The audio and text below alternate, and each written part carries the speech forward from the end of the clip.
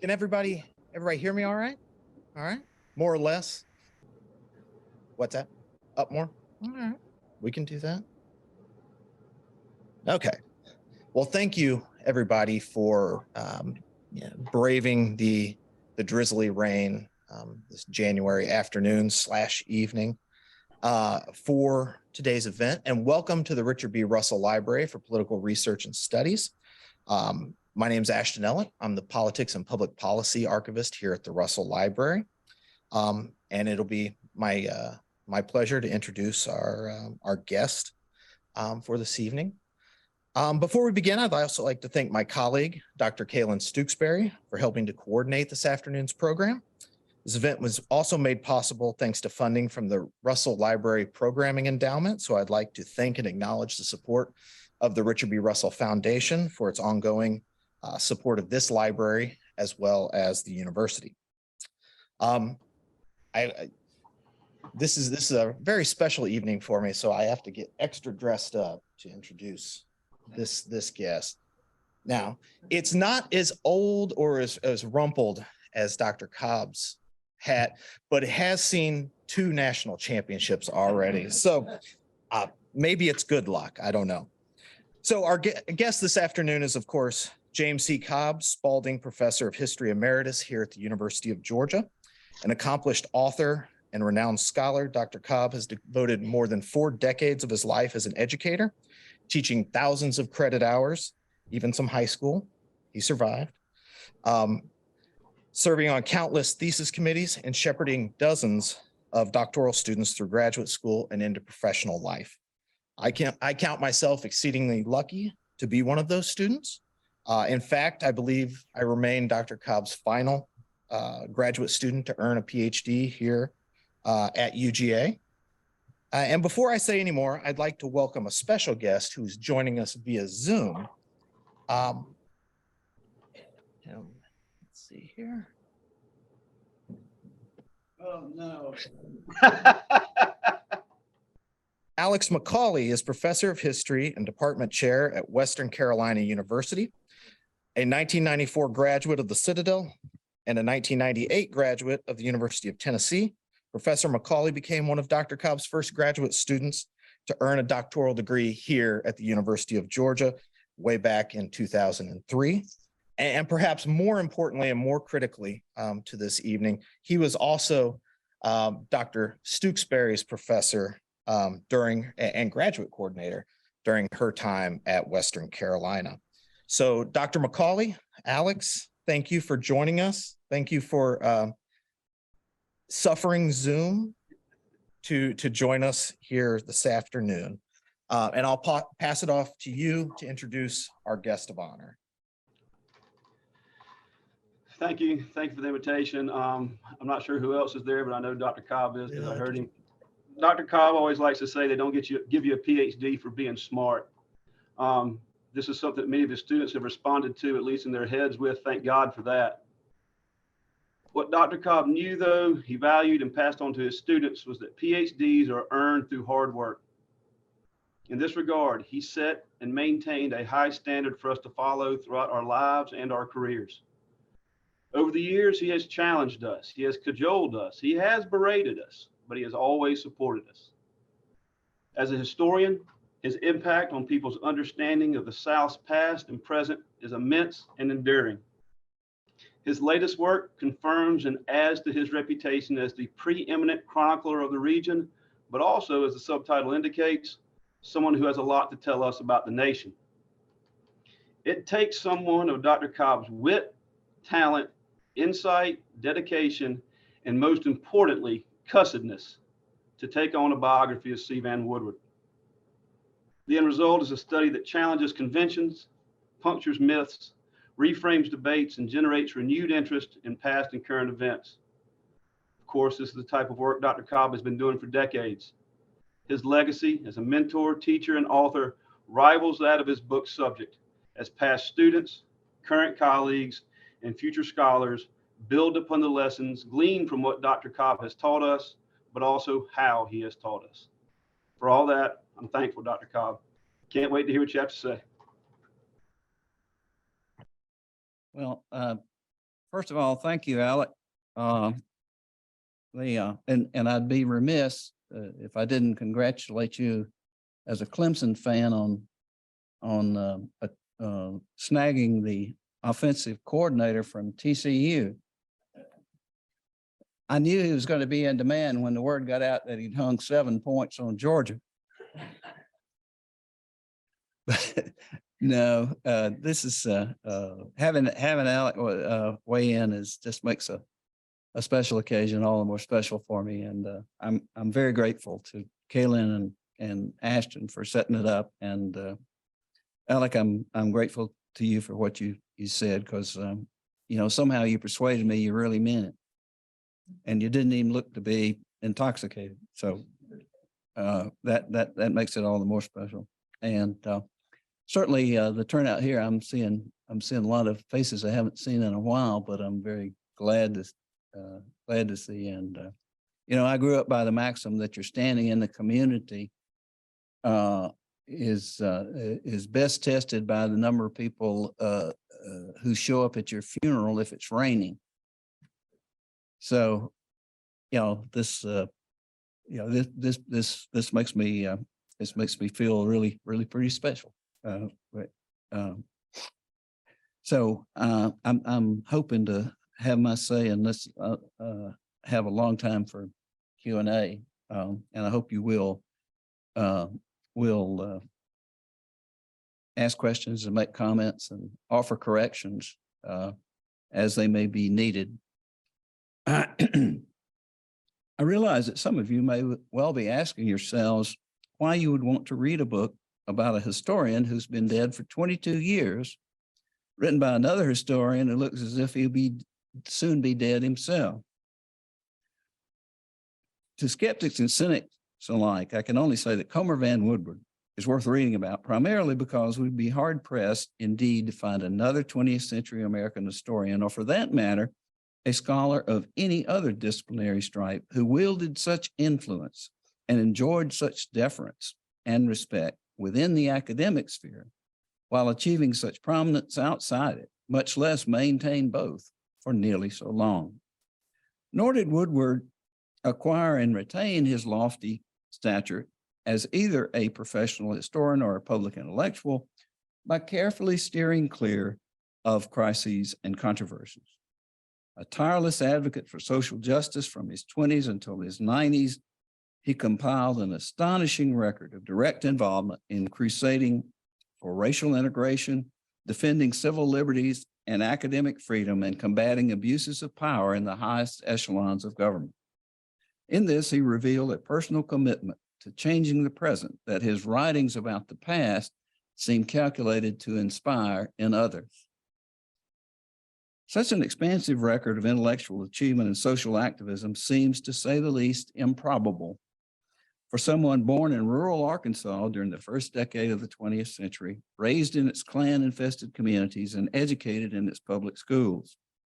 Nor did his 2 years at a tiny Arkansas Methodist college, or the 2 that followed at another Methodist institution, Emory University, then still very much the domain of the uber-rich and not exactly free-thinking Candler family, seem likely to launch such a career.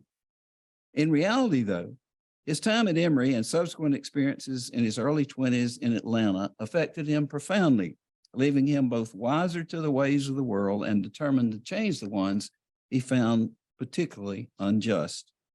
He'd shown an enormous appetite for literature even before he entered college, and he found that appetite simultaneously nourished and whetted in innumerable late-night sessions with Ernest Hartsock, a talented poet who published his own literary magazine, and Emory debate coach Glenn Rainey, who was an aspiring writer himself. Rainey was also a fearless critic of the racial persecution and political intolerance he found rampant in the city and throughout the state, and he would go on to become a confidant of the fiery activist Lillian Smith.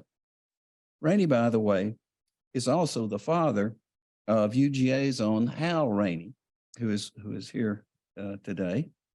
And he provided a glimpse into his own values and stoutness of heart and how they may have influenced his young Arkansas friend when he observed that it took more guts and imagination and largeness of spirit merely to stand for the elementary decencies in the South than it does to make a revolution anywhere else.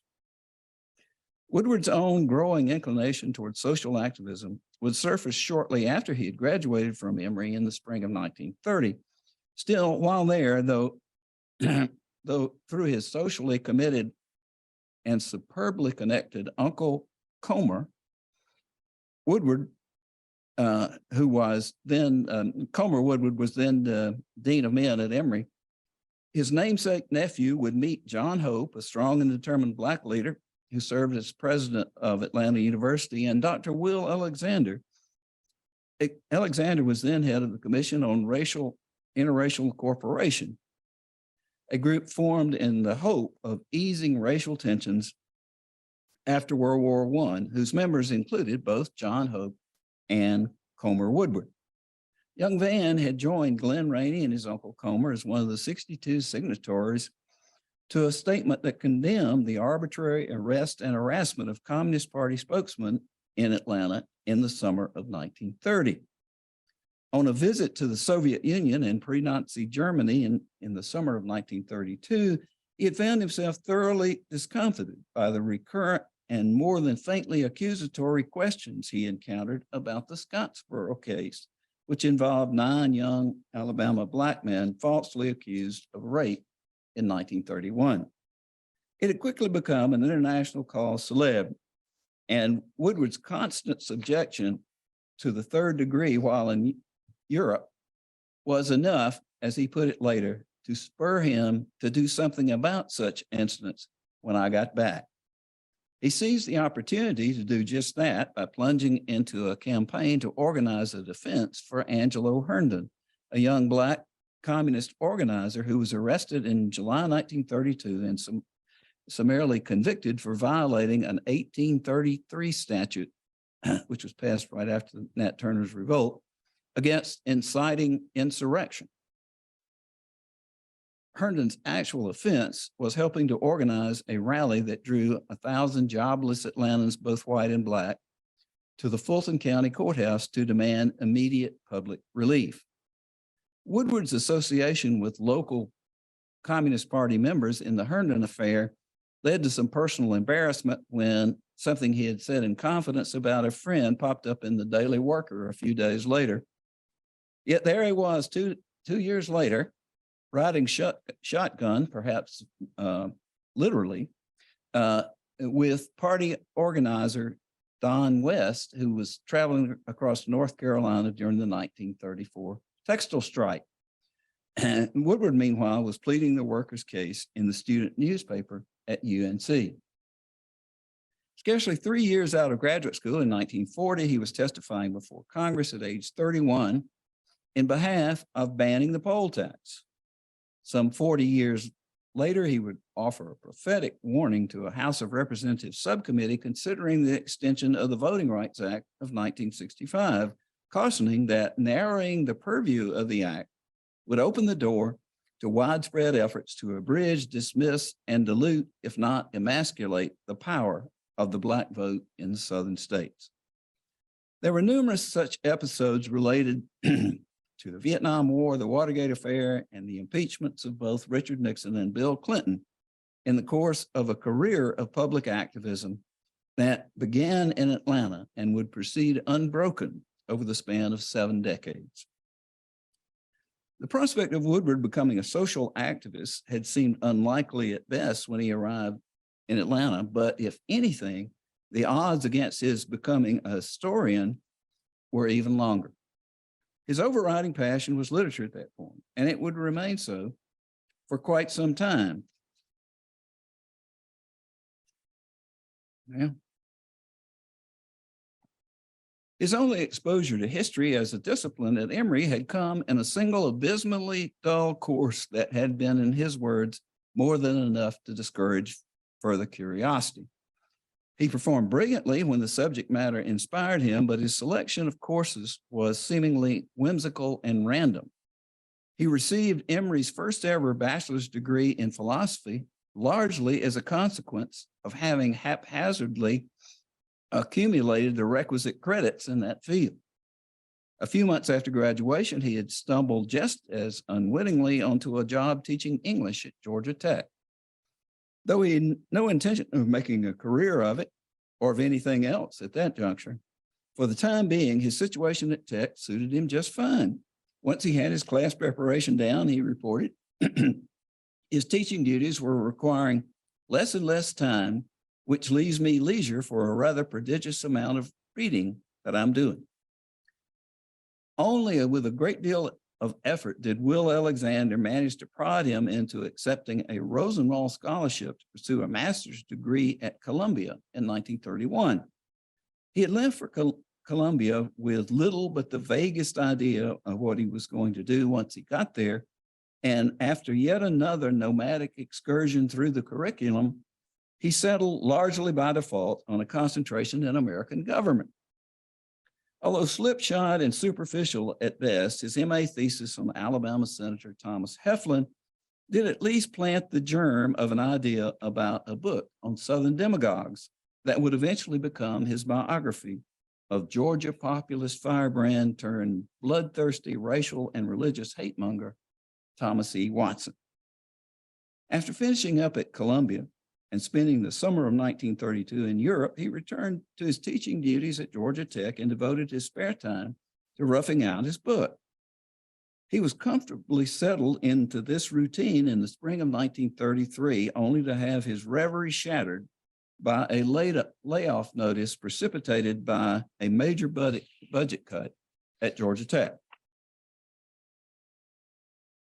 With that, he vowed to at least make the most of his free time by getting in as much writing as possible, but his personal funds were soon exhausted, and he reluctantly settled on enrolling in the history PhD program at the University of North Carolina, which happened to have Watson's personal papers, not because he by any means aspired even to earn a degree, much less become a professional historian, but solely because he needed some sort of fellowship support until he could finish his book. This he was fortunate to receive through the offices of the kindly Will Alexander, whose intercession with famed UNC sociologist Howard Odom yielded a relatively handsome stipend for his protege, courtesy of the General Education Board of the Rockefeller Foundation. Though he did not relish the prospect of studying history in the least, Woodward at least entertained the faint hope that in doing so, he might encounter something of the same surge of innovation and creativity that was rocking the Southern literary scene in 1934. To his great dismay, however, most of the professors he encountered seemed to see preparing graduate students in Southern history as primarily a matter of catechizing them in the accumulated wisdom of their elders as laid out in stacks of musty old volumes written at least a generation earlier and left to languish wholly unrevised in the interim. Plodding through the likes of these, the thoroughly frustrated Woodward wondered if he had ever encountered prose so pedestrian, pages so dull, chapters so void of ideas, whole volumes so wrong-headed or so lacking in point. Persuaded that becoming a professional historian meant little more than a lifetime dedicated to inflicting such reading on innocent youth, not to mention himself, he recalled spending many a night during his first semester pacing Chapel Hill's legendary Franklin Street, debating whether I might fare better as a fruit peddler, panhandler, or hack writer. Despite complaining that attending classes and meeting other program requirements had thrown his writing on the Watson biography completely off schedule, Woodward continued to indulge his passion for literature. Both he and Rainey immediately devoured anything written by Thomas Wolfe, for whom Woodward later professed such warmth of affection that Wolfe's death in 1938 had caused him personal grief. On the other hand, he harbored no such feelings toward a certain Atlanta novelist whose story about how a tart little bitch gets all the men in North Georgia in rut triggered such a violent muscular contraction in the esophagus that he was forced to abandon it only 118 pages in. As he suffered through his course assignments, complaining of having 6/7 volumes of an 8-volume history of England in the 18th century to go, he still found energy and time to tear through a 2-volume set on English literature and a Saturday Review essay on William Faulkner's Sanctuary. Woodward's intense admiration for the thought-provoking creative imagination of writers like Thomas Wolfe may have stoked his frustration with the insistence of his professors that the historian must master all the factual details of human events before addressing their actual meaning. In any case, his tongue was not entirely in his cheek when he complained to Glenn Rainey that history, I find, is a collection of facts. Should have looked into that before going so far. Nothing but contempt for facts. Opinion all that matters. Proper attitude. Even Carlisle Citizen, who was Woodward's best friend in graduate school, admitted that his chum had little zeal for mastering the bricks and mortar of historical information and thus simply did not know many facts of history. Bennett Wall, another grad school colleague, agreed that Woodward was a great ideas person, but never a nuts and bolts man. After cutting classes with abandon and putting off his assignments until the very last minute with his formal PhD orals in the offing in the spring of 1936 and the future of his Rockefeller funding on the line, he had no choice but to frantically beg and wheedle notes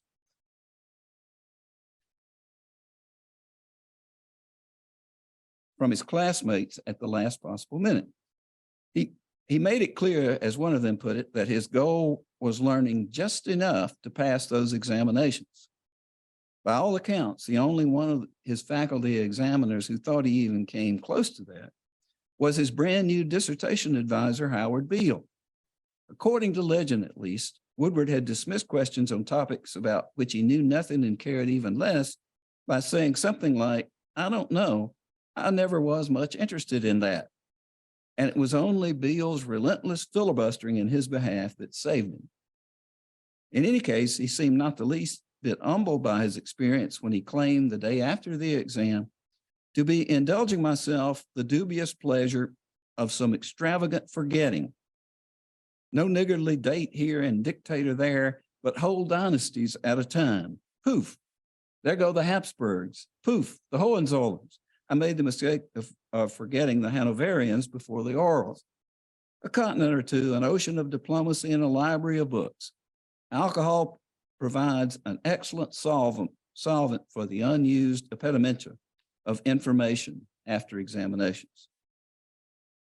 In the end, though, his single-minded focus on completing his Tom Watson biography paid off in a dissertation that was submitted to Macmillan in May 1937 and published less than a year later with scarcely a trace of revision. Despite the favorable response to Tom Watson, agrarian rebel in academic circles, his indifferently acquired PhD in history remained largely an afterthought until his book's dismal sales of only 559 copies in its first year in print finally shattered his delusion of making a living strictly as an independent biographer. With that, the stage was set for arguably the most pivotal of all the timely and fortuitous twists that were to become the hallmark of his long professional career. Woodward was only 5 years older than Stetson Bennett in March 1939, when despite some qualms about his liking his liquor a little better than he should, the editors of the new History of the South series invited him to write Volume 9, encompassing the period 1877 to 1913. Owing to the onset of World War II and other delays, the volume would not appear until 1951, though it would soon prove itself worth the wait. The research effort behind Origins of the New South was massive enough to produce another book, Reunion and Reaction, a boldly revisionist take on the Compromise of 1877, which ostensibly brought down the curtain on Reconstruction. Yet it was Origins, a commanding synthesis of a little explored period that challenged the long dominant, thoroughly sanitized account of developments in the South in the aftermath of Reconstruction, that would quickly establish its author as the leading authority on Southern history since the Civil War. Meanwhile, the book that would fuel Woodward's ascent to prominence beyond the academy grew out of 3 hastily written lectures delivered at the University of Virginia, in September 1954, scarcely 4 months after the Supreme Court's landmark school desegregation ruling in Brown versus Board of Education. The lectures were hurled into print, essentially verbatim, by Oxford University Press in April 1955 as a strange career of Jim Crow, though they constituted what was to become the most widely read account of American race relations published in the 20th century. Woodward himself seized on the lectures as an opportunity to boost public support for enforcing the Brown decision. To that end, he took issue with the longstanding conviction, even among those who favored integration, that rigid, thoroughgoing racial separation had been an elemental fixture in Southern life far too long to be eradicated by a mere Supreme Court decree. He contended instead that consistent, strictly observed segregation dated back little more than 50 years to the Jim Crow statutes enacted in the 1890s. Before that, he maintained, Black-white interactions in the South had actually been more fluid than fixed. Woodward encouraged readers to believe that as a creation of law in its own right, and a fairly recent one at that, segregation could surely be eliminated by the same means. His thinking, he later explained, was that if he could persuade reluctant would-be activists that racial segregation in the South originated not in ancient habit or custom, but in a legal framework constructed scarcely half a century earlier, they might take hope that segregation was not all that invulnerable. Contrary to what remains a widely embraced legend, although Dr. Martin Luther King Jr. made note of the strange career of Jim Crow in the speech he delivered in Montgomery at the end of his storied march from Selma in March 1965, he did not, in fact, anoint it as the Bible of the civil rights movement on that occasion. More's the pity for the book's author, who was in the crowd that day, had seen it providing just the sort of faith in a righteous cause that such a designation would have implied. Whatever its merits as an inspirational tract, however, considered purely as a work of scholarship, The Strange Career of Jim Crow soon proved to be an epic fail.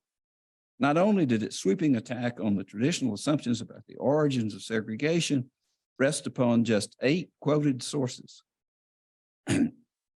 but although the absence of footnotes made it unlikely most readers would detect this, Woodward had cherry-picked these sources with such surgical precision that the words he shared in the text were often as not contradicted by others, not only within the same paragraph, but even in adjacent sentences. The scant support he could marshal for his thesis that Southern race relations had remained surprisingly flexible prior to the passage of the Jim Crow laws was so overwhelmed by the conflicting evidence uncovered by other historians that by 1970, David Hackett Fisher showed no hesitation whatsoever in declaring that Woodward's thesis had been proven wrong in all its major parts. Still, regardless of whether they bought his argument, a great many Americans bought his book. It would appear in revised editions in 1957, 1966, and 1974, and go on to sell in the neighborhood of 1 million copies, simply because, with each new edition bringing the struggle to end segregation up to date, it offered the best, and for quite some time, the only brief and reliable narrative of, if not the origins of Jim Crow, then certainly of his rise, dominion, and demise, and at a time when it could hardly have been more relevant. Well into the 20th century, Southerners writing about their region's past in any genre were expected to adhere tightly to the tenets of a highly orthodox historical creed aimed at rationalizing the South's current racial, political, and economic order as the most logical and feasible extension of the strategies devised to help it overcome the devastation and havoc wrought by the Civil War and Reconstruction. Between 1938 and 1955, Woodward had challenged this narrative and the sense of legitimacy it conveyed on the present order in 4 books, which, as historian Richard H. King noted with little exaggeration, collectively revolutionized the established views of Southern history from the end of the Civil War to World War I. This was no small achievement for someone who had steadfastly rejected even the notion of becoming a historian. Yet, in another striking twist, at age 46, with nearly half of his life and 2/3 of what proved to be an extraordinarily long and productive career still before him, the scholar just ascended to the pinnacle in his field, had published his last book-length, originally researched work of history. There would be an abortive attempt to write a book on Reconstruction and a handful of important articles for major professional journals over the next 40 years. But only one of those gave evidence of relying on archival research conducted after 1951. Going forward, Woodward's written contributions as a historian, arguably some of the greatest he would render, were to come elsewhere in scores of essays, commentaries, and opinion pieces appearing in widely read publications ranging from the New York Times to the New York Review of Books, Harper's, Newsweek, and Time. A number of these would resurface in published collections of his writings, the best known being the enormously engaging Burden of Southern History, where he deftly explored the nature of both Southern and national identity and the vital importance of each to the other. Though never hesitant to address the South's historic wrongs and enduring flaws, as several essays in this collection reveal, he maintained a powerful and unapologetic emotional attachment to his downtrodden native region, and frequently reminded its self-righteous Northern critics that their own backyards could use a bit of work as well. Despite the book's title, its contents offered as many lessons for Americans outside the South as within it, including his precocious warnings about the inherently dangerous presumptions of a peculiar national virtue and invincibility that sustained the mythology of American exceptionalism. These unheeded cautions were borne out repeatedly as the nation endured the tragedy and folly of intervention and escalation in Vietnam, the explosion of wanton racial violence and rage in its central cities, and the humiliation and disillusionment of the Watergate scandal. A comprehensive tally of Woodward's writing aimed at readers outside the traditional academic realm would amount to a veritable laundry list of the critical national and international issues that concern Americans in general at one point or another over the better part of the 20th century. One might have predicted that at some point Woodward's growing popular appeal would either undermine his lofty standing among his academic colleagues or, as it seemed to do with Arthur Schlesinger Jr., encourage Woodward to abandon that calling altogether. Yet, if anything, the effect was just the opposite. After securing a position at Johns Hopkins immediately after the war, he had politely resisted the advances of a formidable procession of ardent academic suitors before Yale came calling with the offer of a prestigious Sterling professorship in 1960. Between Hopkins and Yale, he would direct more than 40 PhD dissertations to completion. Among their authors were 3 Pulitzer winners, not to mention those who garnered numerous other prestigious awards to their credit. Others have directed more dissertations, but surely no American historian has managed over a 3-decade span to attract and train a collection of graduate students who, as a group, registered a more substantial impact on their field. Woodward's noted generosity in reading and commenting on the work of dozens of others at various stages in their careers, and his nearly 4-decade tenure as the editor of the multi-volume Oxford History of the United States make it even more difficult to exaggerate his importance to scholarship in American history during the second half of the 20th century and well beyond. He had long rejected the notion that history has findings and secrets too arcane for the general reader. And as editor of the Oxford History series, he demanded that contributors make their books accessible to such a reader in readable, unspecialized prose that he can read and enjoy. He deplored the growing tendency among historians to content themselves with writing only for other scholars who shared their increasingly narrow focus, and he foresaw it leading them not so much to lose the public as to simply abandon it.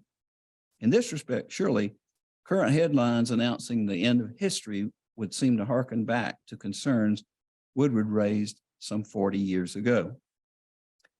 Woodward's contributions to the profession earned him an extended tenure as an unrivaled power broker and influencer in historical circles and beyond. His word carried enormous weight in decisions about who was hired and promoted and whose book was published, reviewed in the right places, and picked up major awards. Trading on the deference he enjoyed, he'd not blink at reviewing books written by his own students, 12 of them by my count. In this, his career offers a rare glimpse into the intricacies and subtleties of high-altitude academic politics and how academic elites function and retain their status even as rapidly shifting ideological and methodological currents seem to shake the very foundations of their respective disciplines.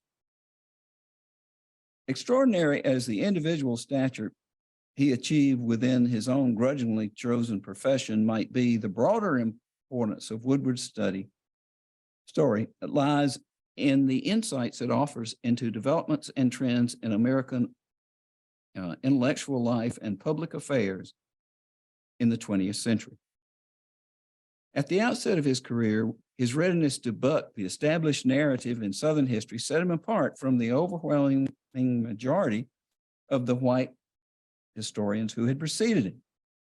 Yet, in his mind, surely, this approach put him in the infinitely preferable company of William Faulkner, Thomas Wolfe, and Robert Penn Warren as part of the so-called generation of 1900, a distinguished cadre of gifted and independent-minded Southern writers born primarily between 1890 and 1910.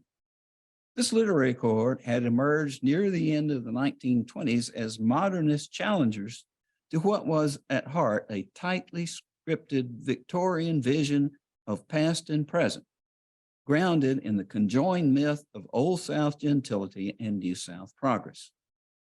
Woodward would step forward a decade later as a historian bent on doing much the same thing, and he readily acknowledged his profound indebtedness to Faulkner, Wolfe, and Warren for illustrating the presence of the past in the present so vividly and giving history meaning and value and significance as events never do merely because they happen. Southern historians, he admonished, would do well to emulate their examples. Meanwhile, Woodward's appreciation of the clarity and grace vital to an effective literary style became a hallmark of his own writing. Flannery O'Connor was hardly given to praising other Southern writers not named Faulkner. But after devouring the burden of Southern history, she reported to a friend that she had taken up reading C. Vann Woodward. Southern history usually gives me a pain, but this man knows how to write English. His dedication to clear and accessible writing had served Woodward well as he led the way along with Arthur Schlesinger and Richard Hofstadter in reinvigorating public interest in after World War II, in history by after World War II, by harnessing it to new, more socially purposeful ends. In this regard, no aspect of Woodward's career looms larger than what it says about the importance of how historians perceive the very nature and obligations of their craft, particularly with respect to framing their treatments of the past with an eye to addressing the concerns of the present.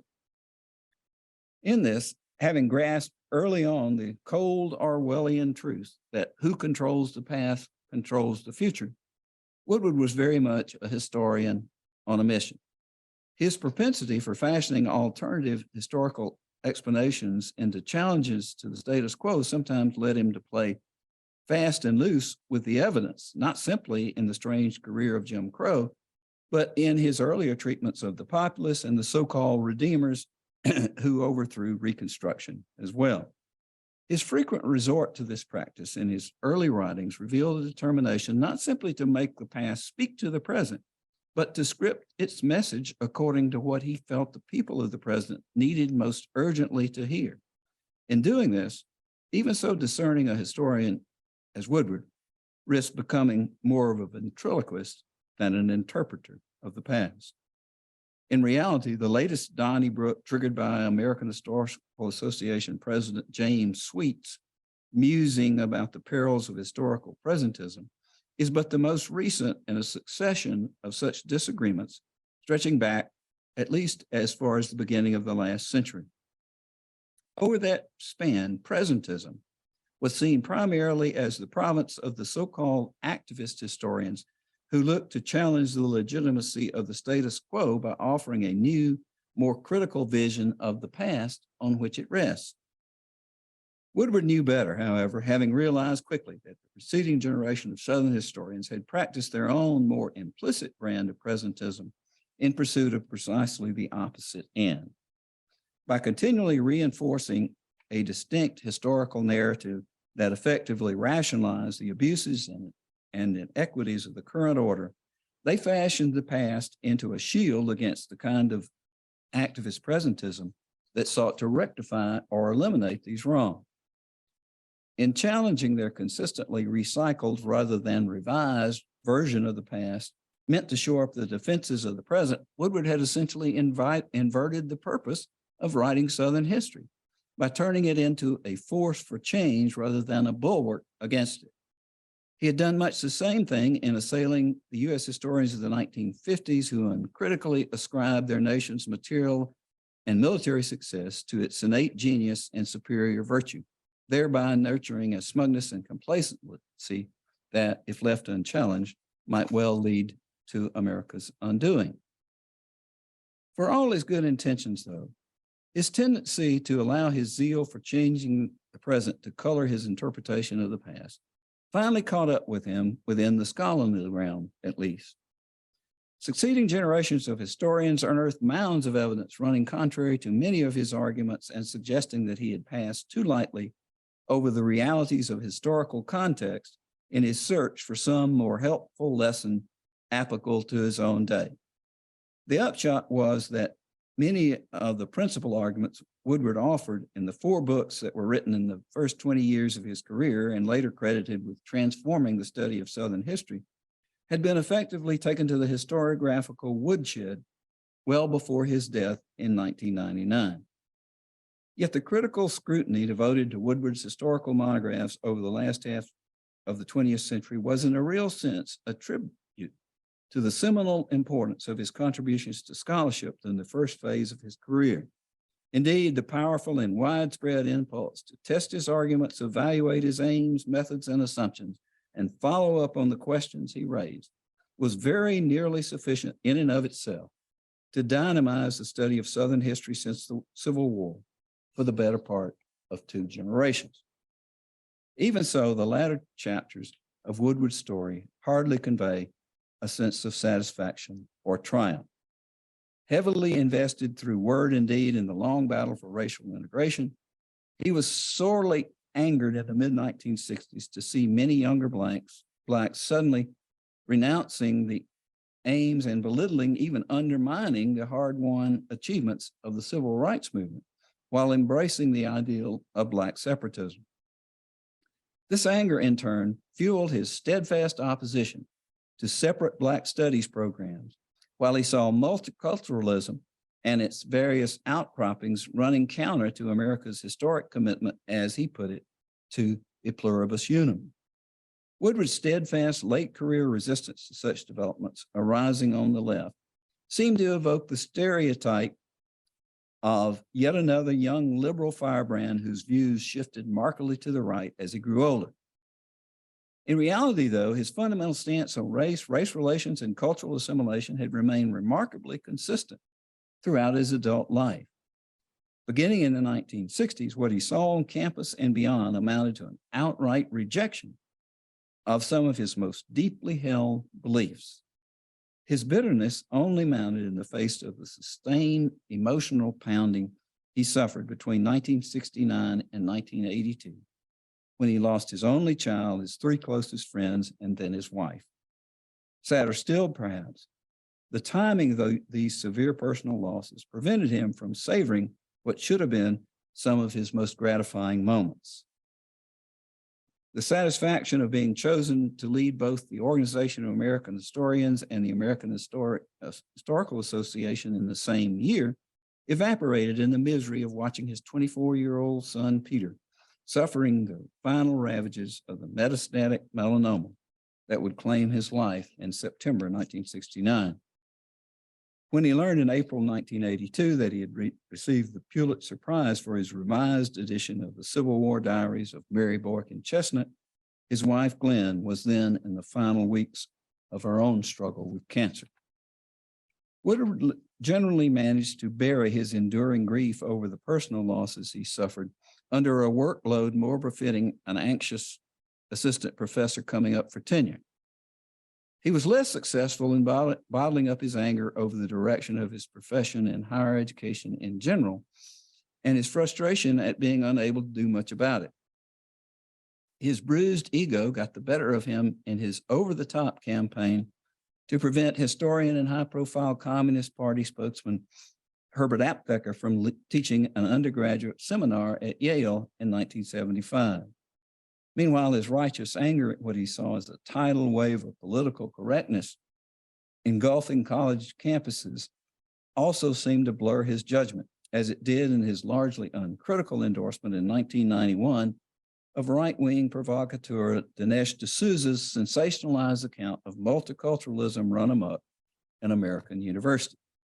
Still, there were few signs that such lapses in judgment, discretion, and self-control as marked the final decades of his long life had significantly blemished his reputation or diminished his stature. His appearances at the Southern Historical Association still brought something of a hush over the proceedings, and at the very last of these, in November 1998, the top item on the agenda was a celebration of his 90th birthday. When Woodward died scarcely a year later in December 1999, the torrent of superlatives unloosed in eulogies, obituaries, and tributes from former students, as well as many who knew him only through his writing, marked the passing of a figure of truly monumental importance. Yet surely the most meaningful and certainly the most moving tribute Woodward received came 2 months before his death in the form of a remarkable letter from Arthur Schlesinger, Jr. Knowing that Woodward had already spent several months in the hospital struggling to recover from major heart surgery and sensing that this might be his last chance to pay homage to his friend of 4 decades, Schlesinger penned what was more than anything a pre-mortem eulogy, and one surely as fitting and elegant as any offered upon Woodward's actual passing. As I contemplate your life, Schlesinger wrote, I hope you will realize how much you have meant to the historical profession. Your preeminence derives partly from the superb quality of your historical writing, but it derives as much from your human presence. Not only had Woodward led the way in upholding the standards of the historian's craft against the nostrums of the passing day, but to Schlesinger's mind, he had rendered even greater service as the conscience of our profession, as well as a vital source of moral leadership, which, he added, you have provided unassumingly, effectively, and courageously, and you've inspired younger scholars to do their resolute best to grapple with a mysterious past.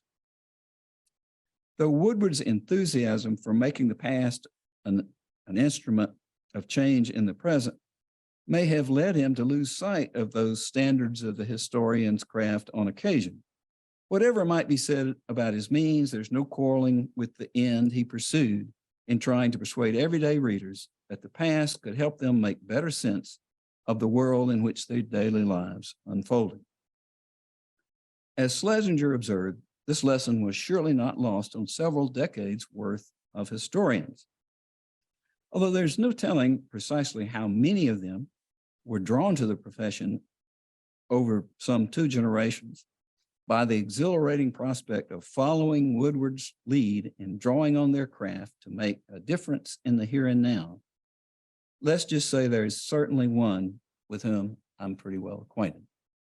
Thank you.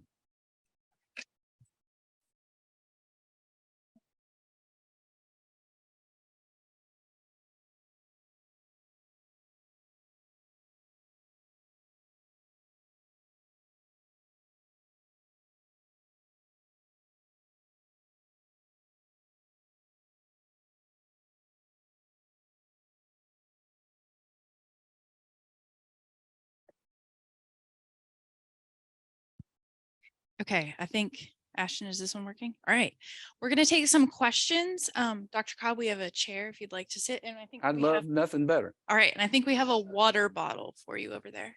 Yeah. Okay. If you raise your hand for a question, I'll bring the mic to you so that everyone can hear.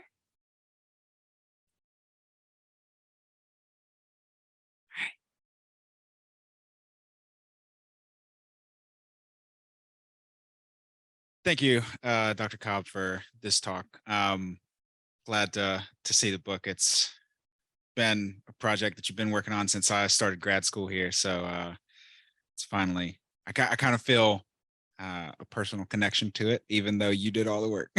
Yeah, well, so do my students. I had a seminar once who gave me a cap that said, "I love C. Vann Woodward," because I taught so much about his work in class. And every time they reported on the book, I would tie it back to something Woodward wrote.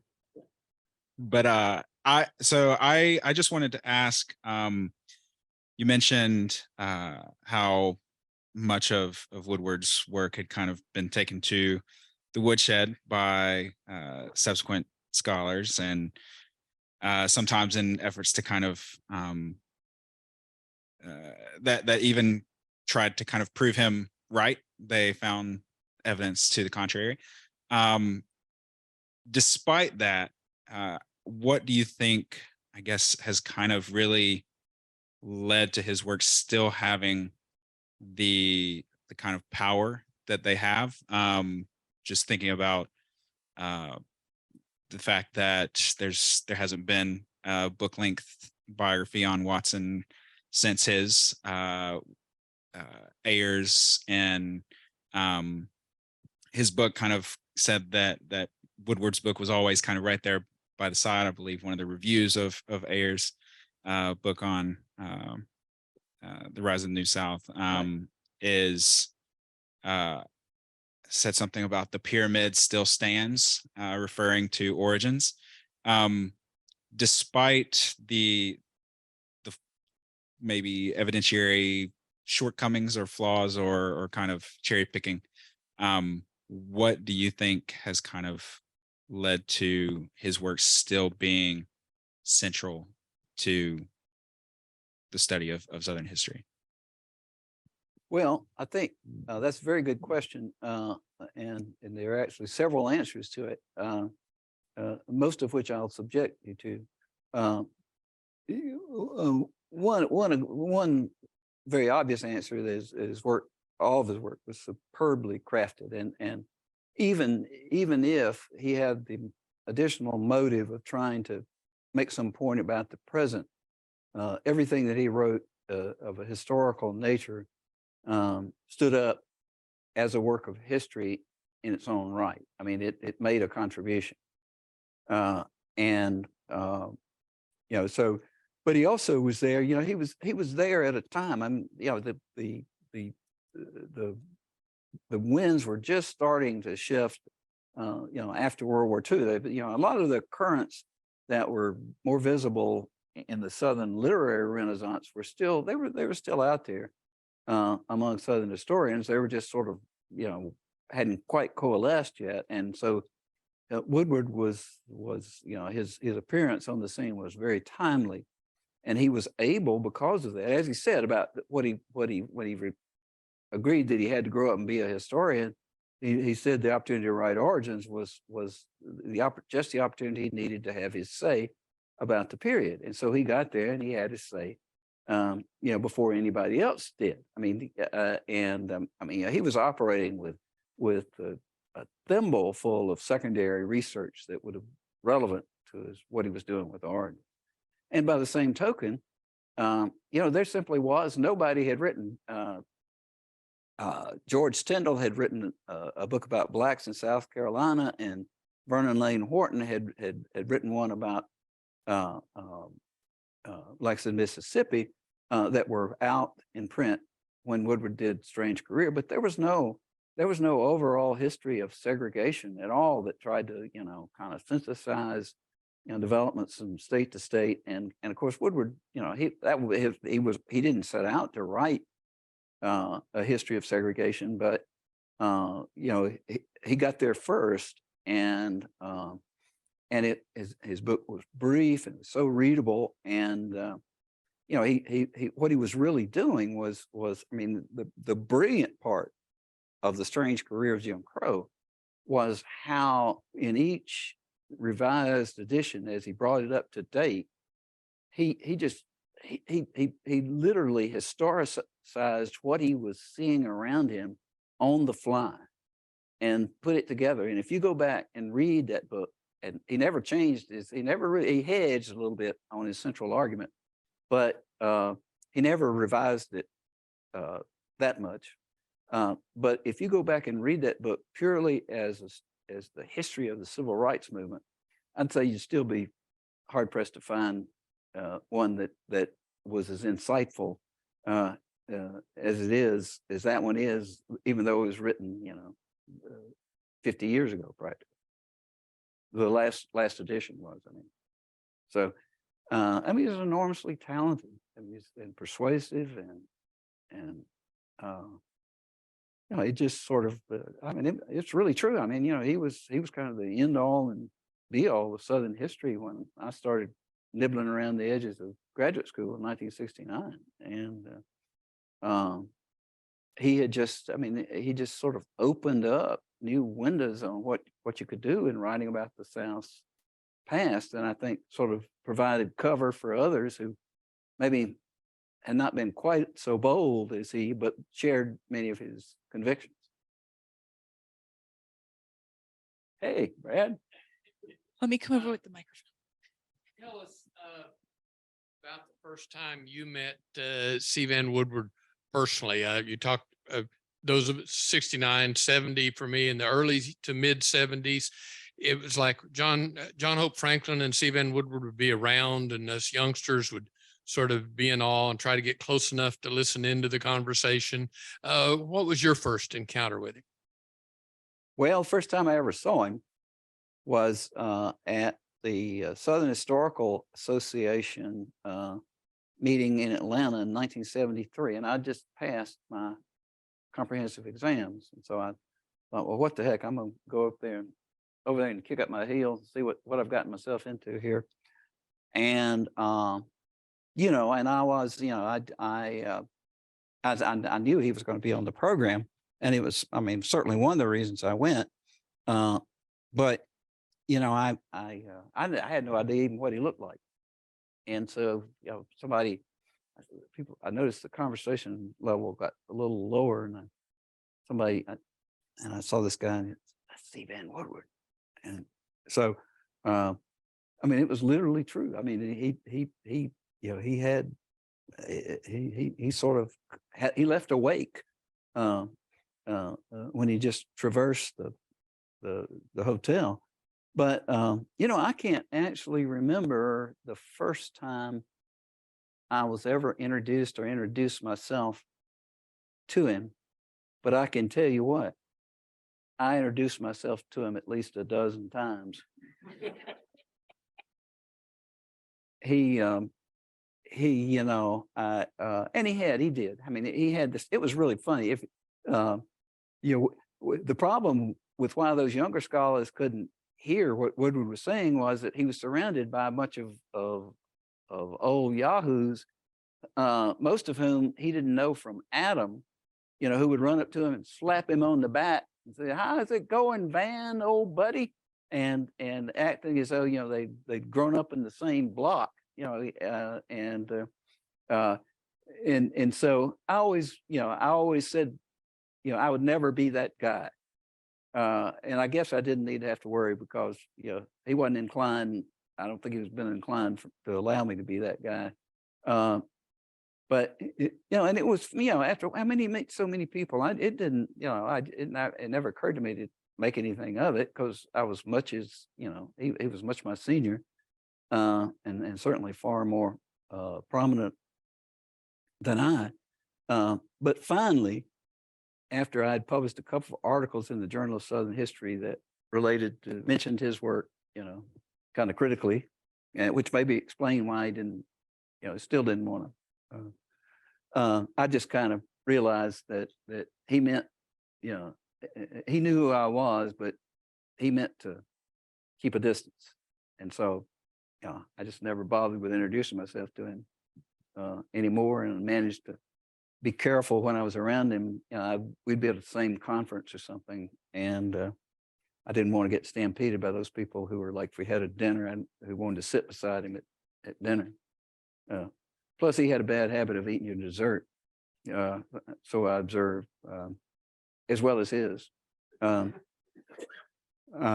And last time I was actually ever around him, though, it was in 1997, right before I actually came to Georgia in the fall. And it was at a meeting on the island of Eru in Denmark, off the coast of Denmark. And it was a meeting of the European Southern Studies Forum. And there was Woodward, who, let's see, would have been, at that stage, he would have been bearing down on his 97, he'd been bearing down on his like 87th birthday.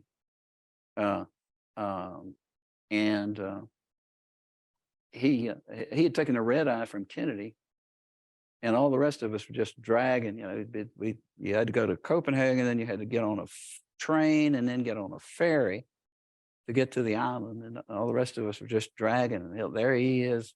We run into him. There he is. He's got one little suitcase, and he's striding up the hill that rest of us are trying to just sort of somehow negotiate. And and he was still a very vigorous presence even at that point, and an impressive presence.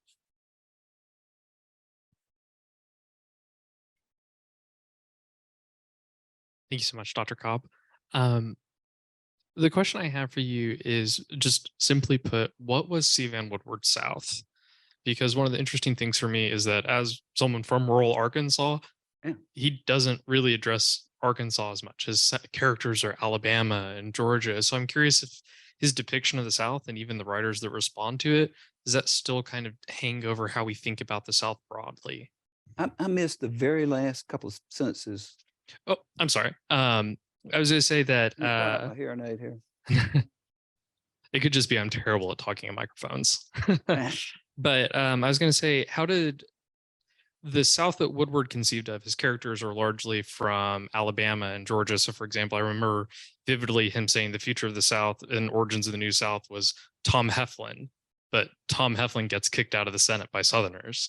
Right. And so it's one of those things where, as I look at this, that like the vision of the South and its future and the states that Woodward kind of overlooks, even kind of his home state, even though he's from there, is this still kind of the South we still have that writers think about and write about? Well, Woodward's, relationship with the South was actually complicated, and he would, he would let you know that he was a Southerner, not ashamed of being a Southerner, but he never showed much enthusiasm for long stays in the South. Let's say he spent a summer in like 1978 or so, maybe. No, it was before that. It was before he retired in Columbia, South Carolina, because he's starting work on the Chestnut Diaries. But he just was not, he never, he wasn't really comfortable venturing much farther south than Baltimore, certainly than Charlottesville. And I remember once he and I were actually on a program at the University of Alabama.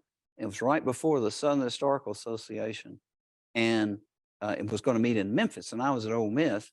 And so he was good friends with Willie Morris, the North Toward Home Harper's. So Willie had picked him up.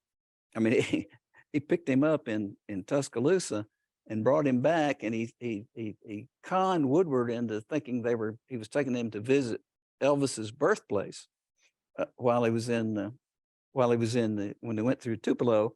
And then the next day, it fell to me and a friend of mine to haul both Willie and Woodward up to Memphis from Oxford. and Woodward kept insisting, "Oh, Van, here, there's a cemetery here in Holly Springs. I want to show you. Here, pull over, Jim. Let's." And Woodward, you could tell Woodward would have rather been on the face of the sun than be there. But but the thing about Woodward, I think, is most telling is he got some grief from some of his Yankee buddies about maybe being too soft on the sins of the South, but he did have an extremely compassionate understanding of how brutally the poor white people of the South had to live, how brutally they'd been exploited, and he understood. He did, he understood that their reactions to the idea of blacks being elevated at their expense, that they were coming from a wound, a deep wound, and so he was more empathetic to them than some thought appropriate. Which is, I mean, he in the case of the populace, he was very empathetic to the populace, even though he exaggerated the extent to which the populace were really out to establish any kind of lasting biracial political system. He only went back. He went back once that I know of to. He went to the name of the school he went to in Arkansas was called Henderson Brown College, and they invited him back again. He finally went once and did a talk, spent one night, and he was back out of it. I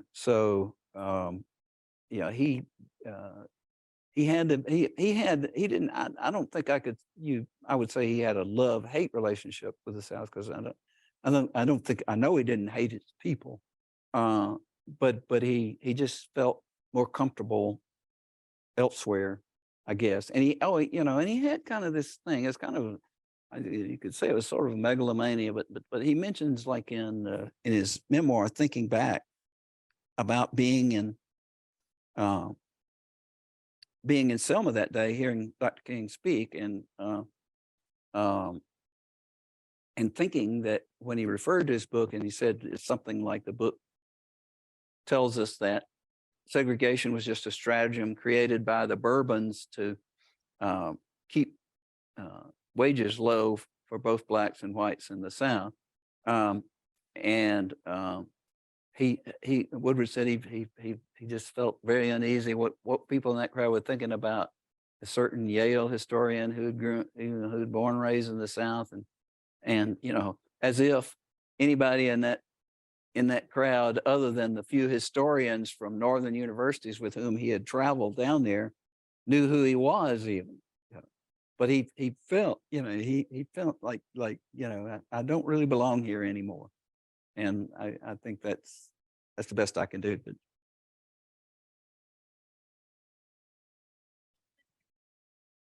I think we're going to take Jonathan's, and then we're going to segue into the fact that we have book plates for Dr. Cobb to sign.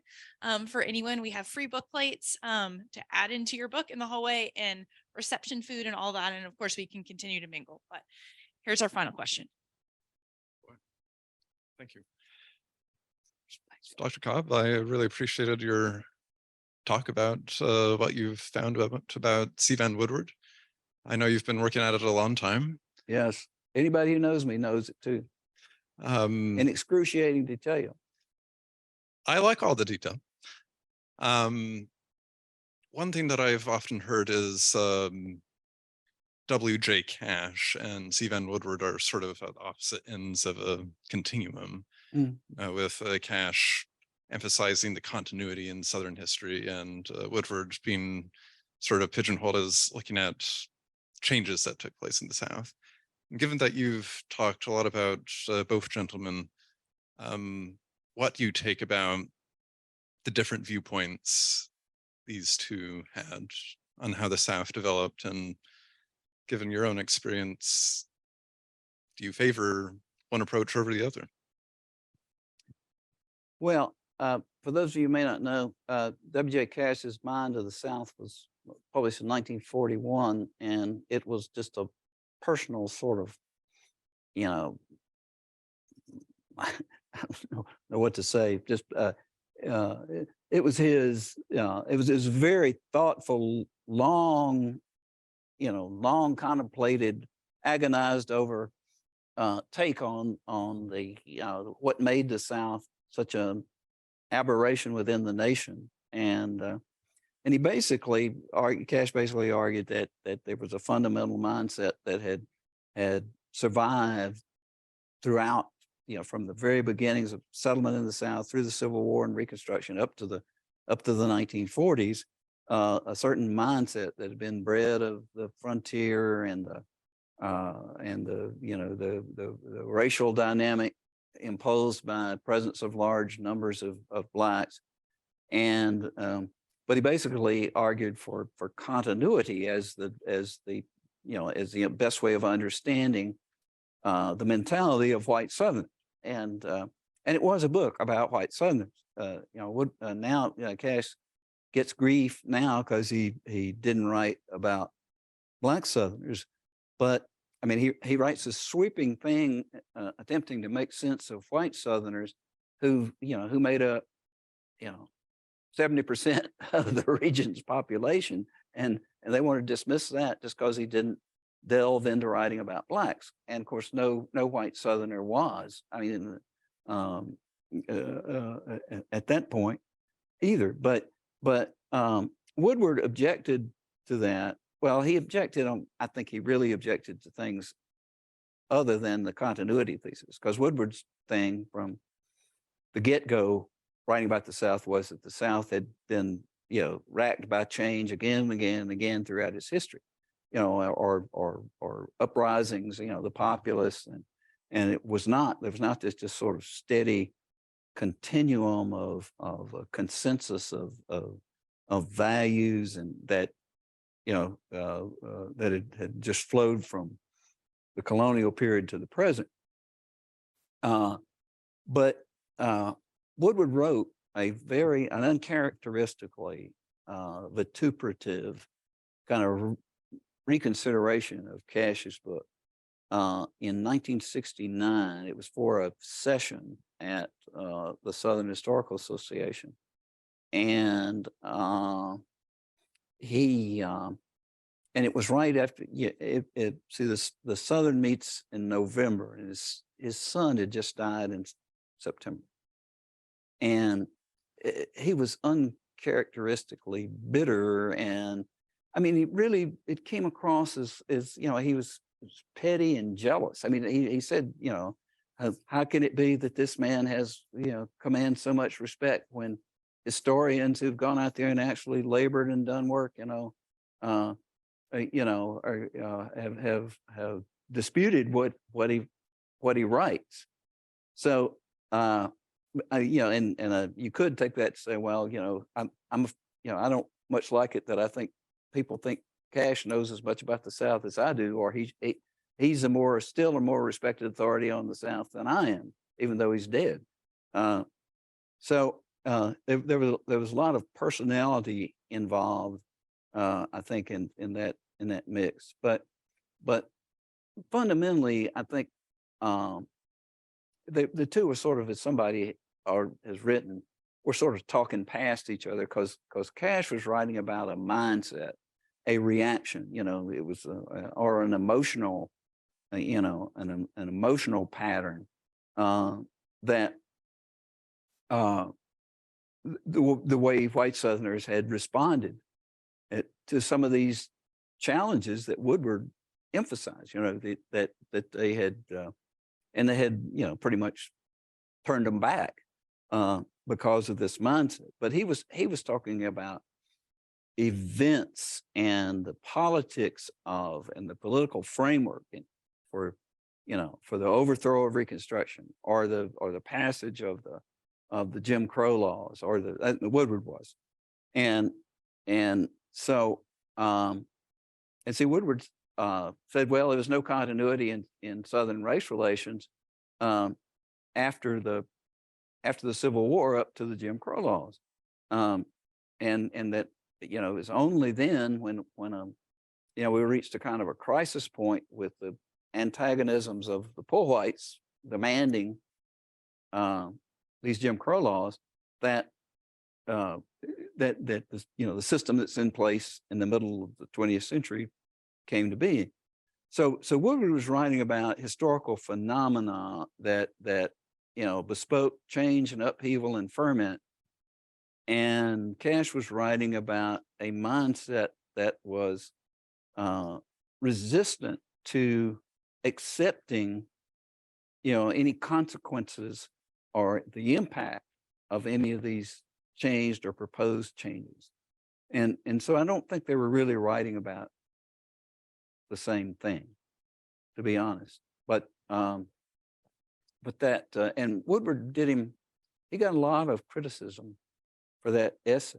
And David Donald, who's another famous Southern historian, was one of the commentators when Woodward gave that paper at the Southern, and he just lit into Woodward like nobody's business about attacking Cash and being all wrong, and didn't make any bones about it. And even Woodward's students, some of them wrote him and said, I think you may have been whistling a little off key on this one, but that of course I could be wrong about that, but.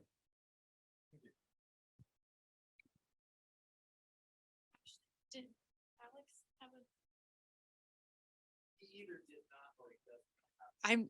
I'm Alex, you're still there. I'm not entirely sure the internet works really well up there, or how to use chat, but he is still there. Do you see any PAP scans anywhere around him?